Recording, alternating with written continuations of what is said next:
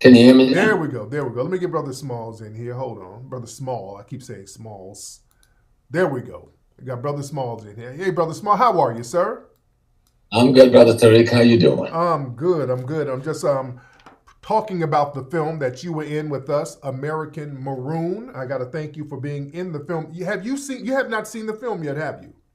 No, I'm trying to figure out how to do it. But I heard somebody talking about it yesterday. I go like, okay, uh, get my technical skills up I'm so I a, can I'm a, watch it. I'm gonna send you a link. I'm gonna send you a link tonight. I'll send you a link tonight while we're Okay, done. yeah, because there've been some good comments I've seen on Oh it. yeah, people absolutely love the film. They love it, and in the film, we talk about the people where you're from. You're from South Carolina. We talk about the Gullah Geechee people, um, how a lot of the Maroons were in the swamps in those areas, and they freed themselves. And the Mhm. Underground Railroad did not always go to the north. We didn't get assistance from whites. They didn't. They weren't our Right. saviors all the time. Why do you think that story about the Maroons has been hidden so long? Well, because they never wanted us to know. First of all, the whole story was we enjoyed slavery. Right, right, right. We were loving it, and Mm-hmm. it was the good life, and Yeah. we were docile, and we didn't resist all of those silly inhuman comments. And so until I think Apdeck, when did Apdeck do his work when he wrote that piece on the rebellions, the multiple rebellions in North America? Until that first book came out, no one even wrote about the rebellions, Yeah. Yeah. let alone, and still no one has, until you did this piece on Maroons. I'm one of the few people that even talked about there being a Maroon community, Yeah. multiple Maroon communities, but we call them the Freewood, and the white folks refer to it as the Freewood N word. Yeah. I'm not going to use that word, I'm always arguing with you about it. Right? So I grew up in one of those communities. I was just with some cousins the other. I never met them. Gave a lecture at BMCC, Birmingham Community College, and there was these ladies in the audience. And they came because the lady that invited me was a cousin I just discovered from the Maroon community in South Carolina, a place called Burgess, which is down just south of Myrtle Beach off of what is called Paulus Island. We didn't really come out of those bushes till the 1970s. Wow. Wow. Some of the communities out there, like in Conway, Andrews, South Carolina, people were just walking out the woods in the 1970s. White folks didn't come up in there. They had to hire black policemen Mm. to send them in there when they thought there was an infraction that some of us, they didn't come in there. Mm. What they now call North Myrtle Beach, South Carolina, that, I remember that the Tin Top Alley is what it was called. Grandpa Joe, my Uncle Joe, Joe T. Austin, lived up in there. Policemen didn't come up in the Tin Top Alley until the 1960s. Mm. Mm. That's where them black folks would build their homes, going all the way back to the 15, 1600s, and they lived in their world. They came out of that world and worked in the white world after the 50s or so, or 40s, but they go back into their black world. Mm-hmm. Mm-hmm. And no one ever referred to those communities as Maroon. But the biggest Maroon community in North America was what is now the state of Florida. Yeah. Yeah. Okay. And the misrepresentation of an Indian race called the Seminoles. There was no such thing. Right. It was the Spanish word for runaway African was Cimarron. And this crazy, not speaking anybody language dude from Europe somehow got that to be Seminole. Mm-hmm. But Andrew Jackson, when he had the first two wars against that population, came back and wrote the president, and it's in his letters are in the Library of Congress. He said, "You send me to fight uh, Indians, and all I found is niggas." Mm-hmm. Yeah. He put that in writing, Yeah. and that's a matter of record today. Mm-hmm. It wasn't until the third so-called Seminole War that we said, okay, let's make some peace. Now, everybody didn't leave Florida. Many of us went to different parts of Florida and are still there till today under the banner of Seminole. Mm-hmm. Some went to Mexico, but Brother John was John Hart. John Horse. And many of them got killed along the way when white folks, that Trail of tears. Yeah. When they make movies, they always make white Indians doing that. Right. That's not who they was. That was us. Mm-hmm. Mm-hmm. And we settled in what was called the Indian Territory, which is what is called Oklahoma today. And that's why we think of Tulsa and what occurred there. But those people who built Tulsa was the same people who left Florida, the same Maroons. But Tulsa was only one of 30 Black communities in Oklahoma at that time, you know, where we were pretty much in control of those areas. And so I haven't seen the finished product, but I knew the direction you were going in. And I knew that story needed to be told. Yes, indeed. Excuse me. Yes, indeed. Now, brother, go ahead. You can take your time. Take your time. Yeah. And no one wants that story told because part of that story is the Indigenous Africans who was here before the slave ships came, who gave sanctuary to those who ran away from that process. Yeah. And then those two groups would amalgamate to produce much of our community that we know in North America today. But nobody talks about that. And I remember when I first encountered them, when I first came to New York, one of the biggest Indian museums in the Northeast was in Harlem, on 155th and Broadway. They've since moved it down to downtown on the other side of Wall Street in what they call the houses where they used to sell us and the products. Yeah. But it was out here, and I would go there, and they had these mummies, right? These shrunken little Black people. And they were calling them Indians. Wow. I can never figure, why is these little nappy heads, short people, like pygmies, what we call pygmies or twa people, right? They had them mummified. Wow. And they had them on display as the people who, they didn't lie. These were the indigenous population in North America. Yeah. I'm not talking about a drawing now. I'm talking about the mummified bodies. Yeah. And I'm sure it's still there. It's in the Customs House now. Oh, wow. In downtown Manhattan, the Customs House. And I was baffled because I couldn't process that. In the first few years, I think about 25 before I really got it. I first saw them when I was 18. Yeah. But I came to New York. And I love to go to that museum. Something just kept bringing me back there. But there was these Black people. And when we And when we look at maps from the 1500s, the early maps that the European explorers drew, when they drew the indigenous people, they always drew them as dark-skinned and nappy-head. We show a lot of this in the movie. Have you seen that? Yes. And because they knew. I think it's Brother Chase wrote the book where he talks about the 19 Europeans who writes. Yes. Who they encountered. We know Columbus called them Ethiopians. We know Verrazano called them Ethiopians. We know William Penn called them Blacks and Africans and Ethiopians. So multiple of the people they call their exploring heroes wrote about the population they found here. And that population was an African population, a Black population, a nappy-headed population.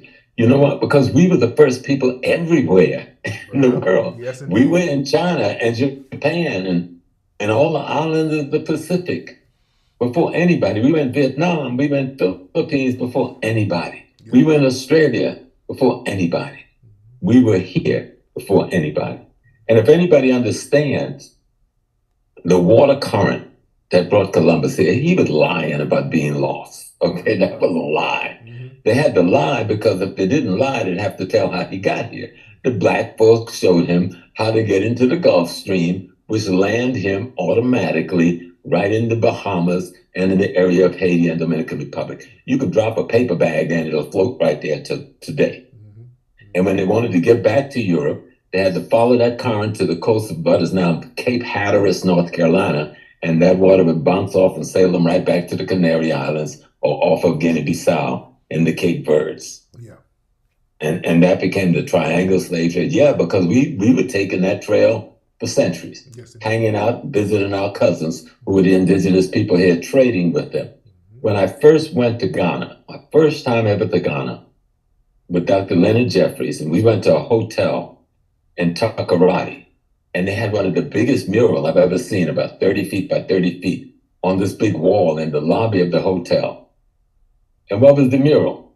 Africans trading with Africans in North America. And they since then, I think Best Western has taken over the hotel. And I went there last year to see if they still had that mural I saw 20, 30 something years ago. And they said they have it, but it's downstairs, that they didn't destroy. They took that wall down, put it downstairs. But it was this mural in Africa, a hotel built by Kwame Nkrumah, showing Africans trading with Africans in North America pre-Columbus.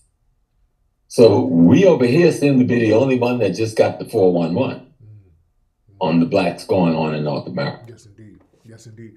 So now, recently, there was you were on a broadcast on a YouTube stream, and there was a dude who's kind of known in our circles as being a troll, and he gave you some real. He basically lied to you and gave you some misinformation about some of the stuff that we've said, and then tried to use you against me, and some of these other trolls tried to use your words against me. How do you feel about that, sir? Right. Well, part of it is the young man, Omawale, called me yesterday. And his was this one. He says, I wasn't the one putting that out there like that. And I said, what do you mean? I said because, I couldn't find him. I had the name wrong. Yeah. And when I found the name in my phone, he called me just as I found the name. And he says, listen, because I did this little piece. I was trying to get it right on Twitter, calling people out for doing that. Because I'm saying, wait a minute, that was not what really happened. Right. Now, he did raise these things about foundational Black American. And I go like, these are my children, I think is the term I use, and I love them. You got to understand it. If I think my children have any issues, I'm going to argue with them to get the issues right. Right? If they made any statements wrong, then I'm not going to stab them in the back or talk to them about behind their back. I tell them my love for you, our relationship, and so forth. And whenever I have any issues, I talk to you about it. Sometimes you be quiet, sometimes you take me on, but we've never had a negative. Right, of course. You and I. Of course. And the things I disagree on, and they ain't really big things. That's the issue. Well, then I really argue with you about one thing, the N-word, right? Yeah. And sometimes I think you lose your temper a little bit too much on some of these Negroes who don't deserve you putting that energy on. And those have been our two issues. Yeah. And we deal with this going back. And I remember when you were having an issue, but I think we won't even call his name, but a little brother out there. Yeah. And I call you and I talked to you about it, and you squashed that. Yeah. There was an issue with some sister who was coming after you about some stuff. I called you this a couple of years ago. You squashed that. They didn't squash it, but you did. Yeah. So I have to let people understand and be clear, because I got some crazy calls from all over the world. When I was coming to Washington, you're not going there. And I said, wait a minute, I had to do almost had to do a Tariq Nasheed.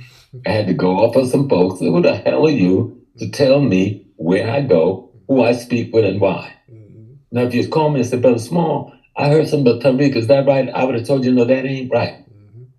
You've been misinformed. And so when I did the show with the young people, because they'd call me, and I do a lot of shows with young people call me, and most of the times I don't know who they are beforehand, and a lot of times it's the first time. Yeah. And some have played me out of pocket, because they just want to say I got Professor Small on there, and blah, blah, blah, blah, blah. Right. And on this show, when the issue came up, and I tell them, when I want to speak to you and make a criticism, I do it to your face. I'm not a backstabber, I'm going to tell you, and I'll say right out in the public that I own it. That's how men do. Right. That's how men be. And then we had what I thought was a decent discussion with me explaining what Pan-Africanism is, explaining what Foundation of Black American is, and tell them I'm both. Because for me, Pan-Africanism is how we unite the Black people all over the world to be one force. Right. Now, we can call it Pan anything we want to, but all the Pan means is unity, nothing else. And that Foundation of Black American, that we have a right to identify ourselves in the same way any other ethnic group. And I think I used the Jamaican community. They don't call themselves African, they call themselves Jamaicans. Right, absolutely. The people from Haiti don't say I'm African, they say I'm Haitian. And we find no contradiction with that. We're the only group in North America that use the term African to describe ourselves. And I always appreciated that word African American, because African, when we left there, the Berlin Conference hadn't happened yet. And the place hadn't been chopped up into all of these names yet. It was just one continent called Africa. And we were these people. Now, there can be some argument about the name, where that name come from. That's a good discussion, because it's hard to really get to the source of it, even though I know what may be some probable sources for the word Africa. Right. But when we come back to what happened when I was on the show, so bring it back to center, I give Omaweli credit in that he was man enough to call me yesterday and I said, well, what is your beef with Tariq? And he gave some critique about Pan-Africanism and your view on Pan-Africanism, or attack of Pan-Africanism. And I gave him my view on you and what I think your view is. And I told him that, the work that you have done bespeaks itself. Now, they're trying to take you out of the picture with the work. Right, they said he used them other historians. No, even if that's all you did, right? If all you did was brought some historians together, and I think we're some of the best in our time, and you had us bring a lesson to our people, no friggin' body else had done that. Right. No one had done that. And you did it in a multiple series of topics that woke up the Black world. If you had only done that, I have to respect that. My argument with you was a simple argument. Don't let people defame the good work that you've done by engaging in conflict and argument with people that is not worthy of the work that you have done and the work that you're doing. But I say that to your face. Absolutely. We're brothers. Absolutely. You've been in my house. Absolutely. You've been in my home. My first time doing Hidden College, you flew me out to California. Me and my partner, Brother Rockwell, who has passed away from COVID, that beautiful brother. I did not know that. Wow. Sorry to hear that. We lost him a year ago, 3 days ago. Oh, wow. Man, my heart is still broken on that piece. I'm still suffering with that. Yeah. But then what happened after the show, I started looking, I just going around internet and had people taking little pieces of what I had said and using that to say I'm attacking you. Right. And that's what pissed me off, because usually I don't get involved in none of this tete-a-tete kind of stuff. So I had to then try to say, okay, let me make a statement. I thought I didn't do a good job in getting it out there, but I must reach somebody, because some people fired some people's asses up. Or whatever little bit of my little statement got through on Twitter. Because anyone that took what I said in that show and twisted to be an attack on you was being straight up evil. Collaborators, if not agent themselves. Yes, indeed. I don't like to call people agents straight up, but collaborators can come from just being ignorant or selfish or being anti-freedom. Because what we're talking about is freeing our people. That's what information gives us the ability to do. This technology gives us the ability to use this information very well. No one has done it like you have done it. And yet, like me, I get criticism too, because I remember I did a piece about 8 years ago where I was encountering a situation on 125th Street with Sanetta. I went off on the brothers and sisters from the continent of Africa. It was a 2-hour speech, but somebody took 3 minutes out of that and sent it to Ghana, my home base. I was in the middle of a $500,000 negotiation. No, $750,000 negotiation of investment in my hotel at the table. And when the guy saw that piece, he pulled out of the negotiations the next day. Notwithstanding, I'm saying to my friend, this thing is 2 hours. In the 2 hours, I'm praising Africa. I'm praising Pan-Africanism. But I was trying to settle an argument where the brothers from the continent were siding with the Arabs and the Asians against the African-American youth merchants, okay? And it pissed me off. Yeah. And the African-American youth merchant was saying that let's come together. Those of us from the continent and those from here, let's go to the National Black Theater. Let's sit down and come together in a united force. And our brothers from home didn't want to do that because they got caught up in the immigrant identification instead of the race identification. And that's what I was addressing. And I was harsh. If you've ever seen it, I was a little bit brutal. Yeah, I could be brutal. Okay. And so, but sometimes our brothers and sisters from home have earned that criticism. Right. And there are many of them who haven't earned it, because I've also worked with the multiple organizations from the continent at City College, housing them for decades. Liberia, Nigeria, Ghana, Kenya, where I was the lead man in making sure they had space in place. And we worked together on political issues, but there was also those who felt that the alliance was not with us in our struggle, and that the alliance was with the Europeans, not realizing that this is an enemy we're at war with. We should take some criticism, because we need to reach out more and tell them, hey, yo, when you land here, this is what's up. And I don't think we do that enough.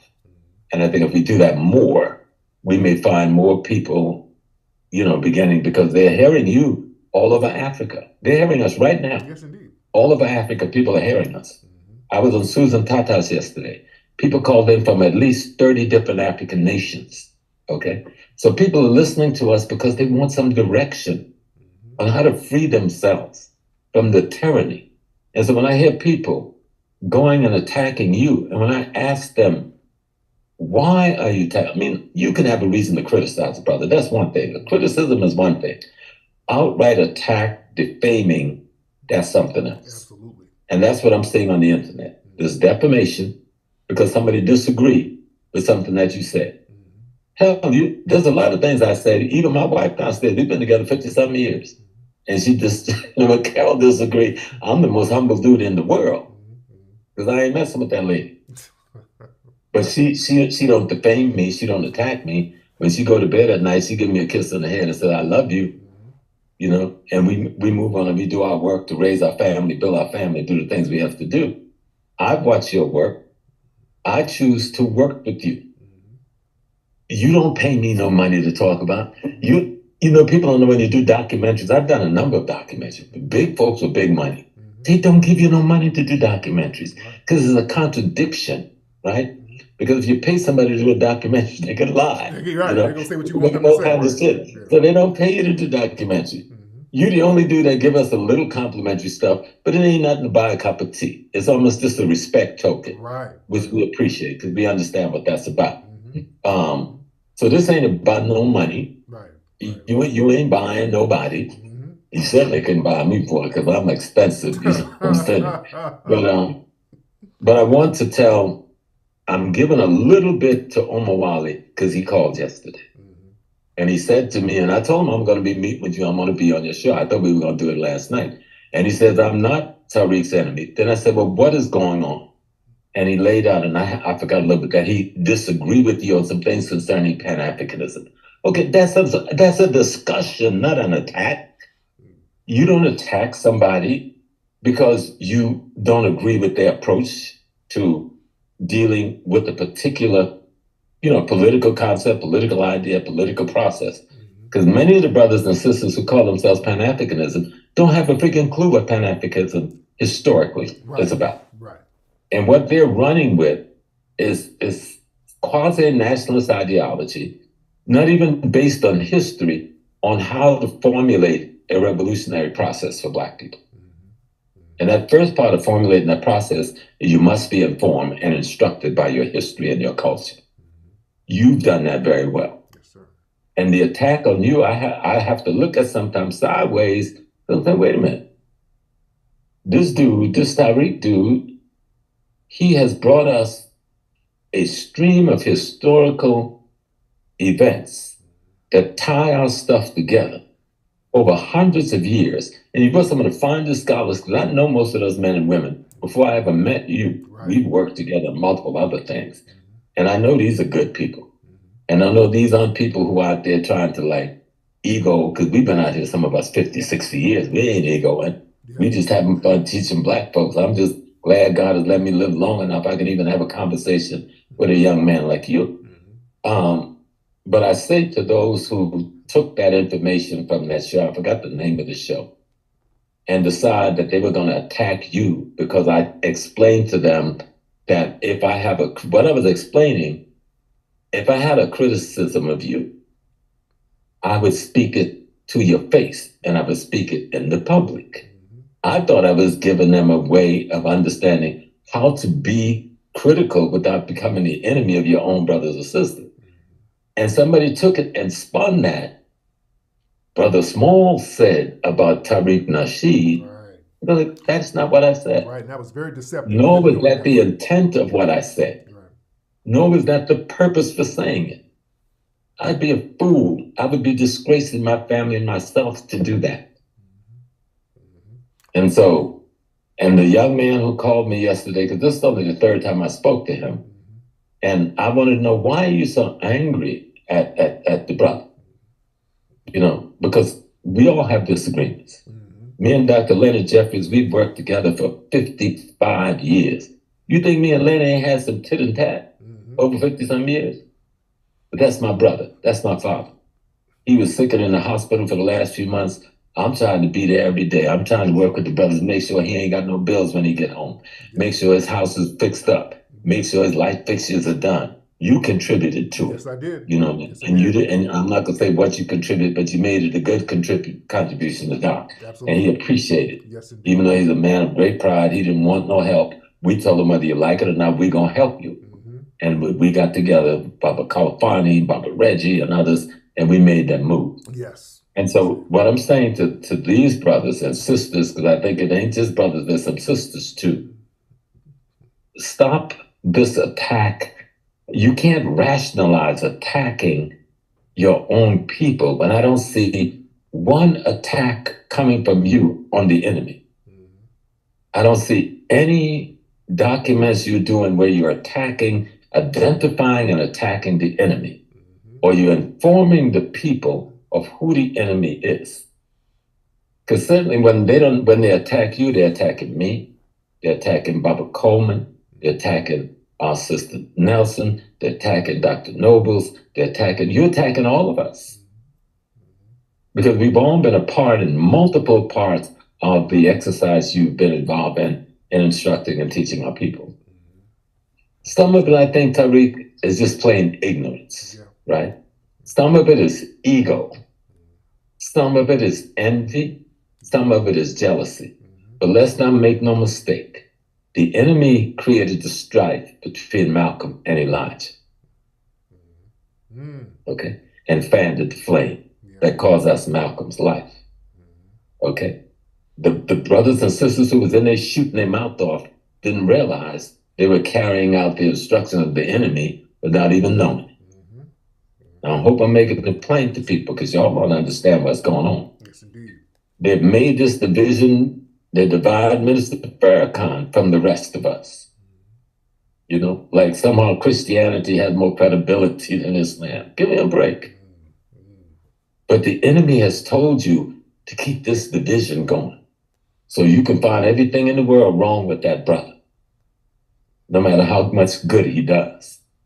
Now, some of it is ignorance. Some of it is envy. Some of it is jealousy. But some of it is treachery and collaboration. And for those who are involved in the treachery and collaboration, I can't put my finger on you and say specifically who you are. But I want to be very clear. You're not going to play me in the middle of your treachery.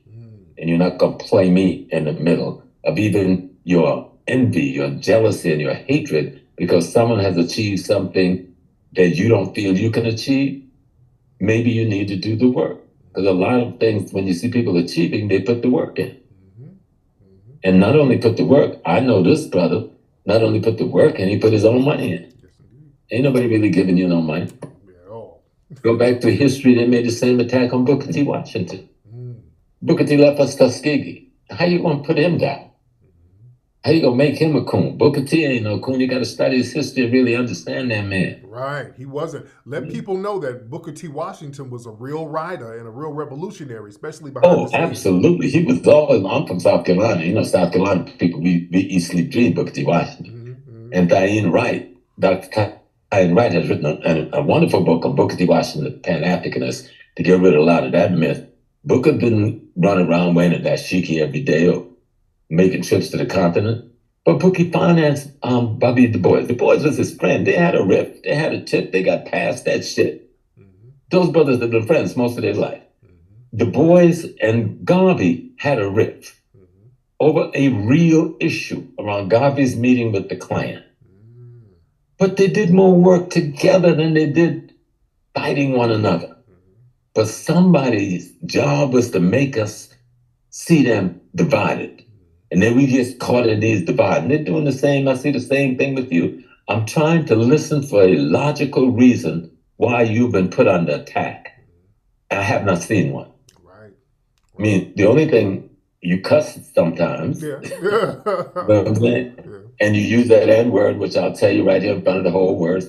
Stop using it. Now, I didn't agree with that discussion on the so-called N word, right? Mm-hmm. But since our people made that a consensus among them, I said, okay, I'm gonna respect. Mm-hmm. Y'all took that position that we don't use it, then I won't use it. Mm-hmm. But I thought I had different views on it because of how white folks arrive at it in their ignorance. Couldn't even pronounce negrito, so they came up with another pronunciation. No matter what we were called, they hated us because they wanted what we had. And they set out to take it. But back to this division that people are trying to cause in the Black community. The division, they said you weren't gonna open the museum. They said you had stole the money. They said all that stuff I've heard on the internet in different spaces. You used the people and you took their money and you never had any intentions of ever opening a museum. In the meantime, your museum was almost open when they were saying these things. You were almost completed your work. Mm-hmm. And I hope that it has flown in their faces that they see that there is a museum. Mm-hmm. And it's a real museum. And how extraordinary it is to try to build a museum. Because I've been working with some brothers from the continent for the last decade. We're trying to build a piece down there in Winneba. And we still just barely getting off the ground because that's no easy task. Yeah. You know? Yeah.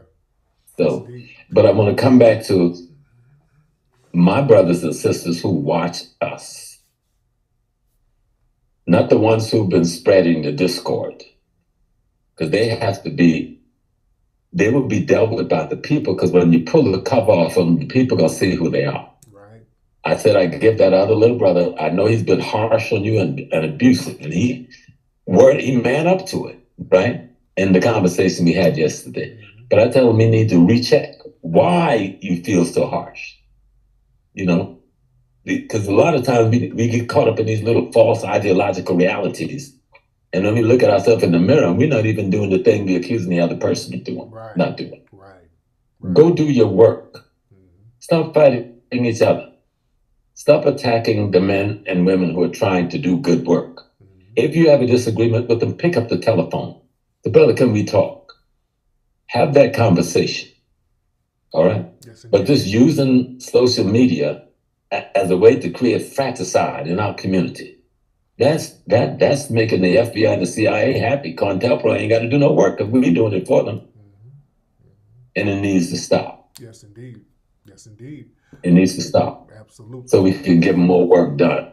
Absolutely. Every day you wake up. I woke up this morning with a call from a cousin from Philly, and he's crying. What's the matter, Chris? He said, my brother was executed. So I'm thinking, damn, did I have a family member in the penitentiary and I didn't know about it? No, he wasn't executed that way. He took 8 bullets this morning at 4 a.m. in the morning from somebody in the community, you know? Wow. So I'm dealing with that all day, you know? Yeah. I'm dealing with my other little sister up in Buffalo, one of my ears.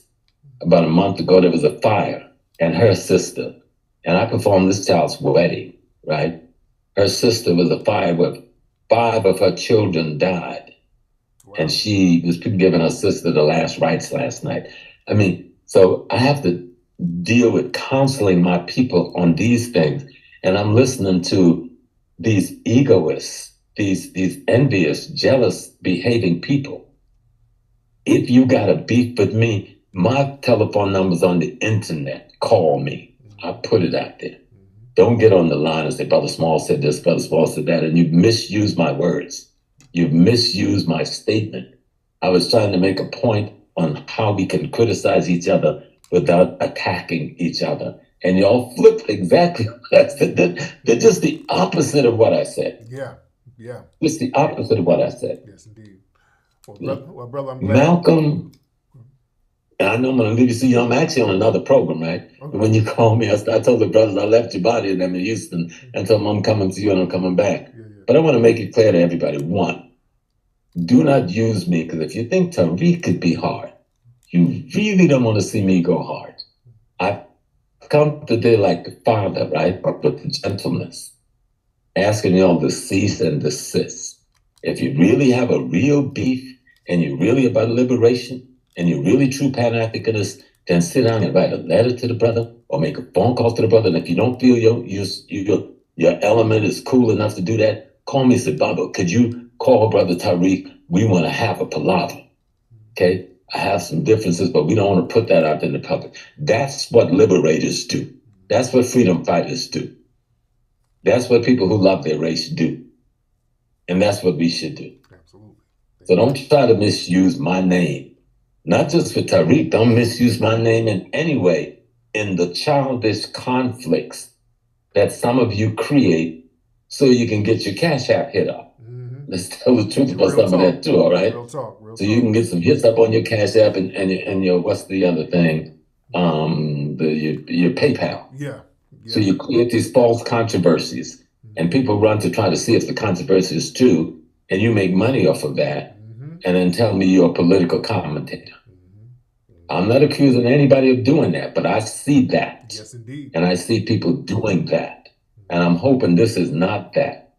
And Omar Wali, I'm going to give you the credit because you were man enough to call me yesterday like a man. And you said, Small, I'm not the one chopping it up making that move. So others are doing that with the material that you and I did. I'm going to take your word as your word.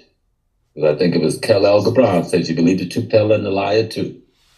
And let God handle the rest. Yeah. He ain't off the hook. He ain't off the hook with us because he was deliberately being slick. He knew what he was doing. So we know that guy. We've seen the little stuff he does behind the scenes, but that's something else. I understand where you're coming from. I understand where you're coming from, brother. Brother, what you have made your footstep in the Black community. You have made an imprint. Don't let people throw you off your game. Yes, indeed. Then the other one is with this brother you had conflict with, I got to say, because we here talking in front of the museum. Yeah. We don't know who sent people to throw you off your game, to get you entrapped into shit. That's going to cost you financially and otherwise. Right. All right?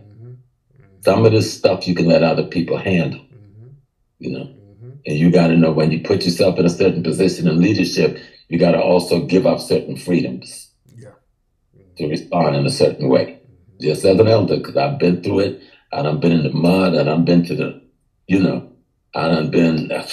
I can't say on this day. Of course, I've had the COINTELPRO in my bedroom, brother. So I could tell you before I woke up, all right? So I know how it can be. Yeah. I've had them walk beside me as the best brothers I've ever had, baddest dudes you've ever known, best martial artists in the world. And then get the shock. I'm walking with the man. All right? Yeah. So all these things I've seen. That's why you got to be skeptical about behavior. And if people want us to respect their behavior, then conduct yourself like African men and women. And with the technology we have today, there's no excuse why we can't reach each other rather than attacking each other, creating this rift between our peoples that don't exist except that you put it there. Right. And the enemy is just there with his fan having fun, fanning the flames. Remember, those flames got Malcolm X killed. Yes, indeed. It probably got Khalid Muhammad killed. Okay? It got Tupac killed. The rift Tupac told me the rift between me and Biggie wasn't real. Yeah. Somebody else created that rift. And other rappers jump in there and yada, yada, yada with their big mouth and became a part of it, not knowing how they were being used because those brothers was fighting to try to take control of distribution of their own music. They lost their lives. Because Negroes, and I'm not going to use that word you use, Negroes allow themselves to get played by trying to play other people out of envy and jealousy at the end of the day. That's why Tupac's dead. That's why Malcolm's dead and a host of others. So I'm telling our people, I'm not saying that to play anything. This young man, I don't have to placate him. His work speaks for itself. Yes, and as a father figure, and I'm old enough to be his father at almost 78, I can chastise him, but I do that to his face. And if I have something really deep, it'll be quietly and privately between me and him. And anybody else that care about this race, then that's the position we should take. And then that is the position of freedom fighters, Those are the people I would call true Pan-Africanists. If you're not about Pan-Africanism, like what Du Bois was about, what Malcolm was about, what Kwame Ture was about, then you need to keep your mouth shut.